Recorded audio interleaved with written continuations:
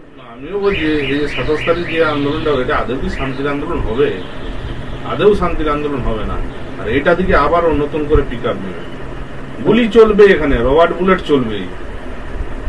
Rubber bullet আমার মনে হয় না ওরা বুলেট চালাবে, কারণ ওরা কিন্তু একটা জিনিস বুঝেছে, কিন্তু এরা চালাতে বাধ্য করাবে, মানে যারা যাবে আন্দোলন। এখানে একটা ভেতরে বিরাট রাজনীতি চক্র চলছে, এইটা থেকেই হয়তো একটা অন্য কিছু মোড় ঘুরে গেলে ঘুরে যেতেও পারে, আমাদের ধারণা আর কি সেগুলো।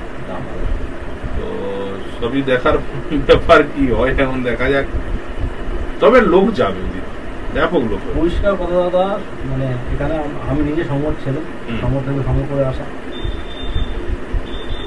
বডি যদি না পড়ে রাজনীতি হবে না, বডি যদি না পড়ে, দু একটা লাশ যদি না থাকে, আপনি কি মনে করেন মোড় ঘুরতে পারে?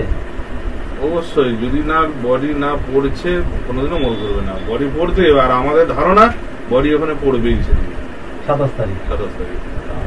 ওইটা না হলে ঘোরার চান্স নেই। না না, কি হবে সুপ্রিম কোর্ট হাত তুলে দিয়েছে দাদা 27 তারিখ। যদি আপনি যেটা বললেন জঙ্গি আন্দোলন, ওটা যদি করতেই হবে, জঙ্গি আন্দোলন না করতে পারলে কিচ্ছু হবে না। একটা দুটো বডি যদি না পড়ে কিচ্ছু হবে না। আপনি লড়বেন কি নিয়ে? এরপরে ফাদ্দার ইস্যুটা কি হবে আপনার? আপনি তো ওখানে আন্দোলন করলেন, চলে আসেন, ফাদ্দার ইস্যুটা কি হবে? আমি তোমাকে মারবো, হ্যাঁ, এটা কিন্তু যত মেরে ফেললে কিন্তু আর আপনার ভয়টা কেটে যাবে। একদম মারবো মারবো করে যদি ছুটা এখন, হ্যাঁ, তাহলে কিন্তু কাজ।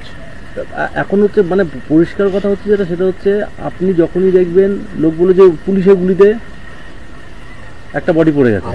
আজকে ধরো সিপিএম ফরওয়ার্ড ব্লক একসঙ্গে থেকে, ফরওয়ার্ড ব্লক হচ্ছে তোমার সিপিএম এর বিরুদ্ধে, বামফ্রন্টের বিরুদ্ধে গিয়ে কিন্তু তোমার হচ্ছে যে আন্দোলন করতে গিয়ে 5টা ডেড বডি, 5 জনকে গুলি করেছিল, মনে পড়ছে? একদম।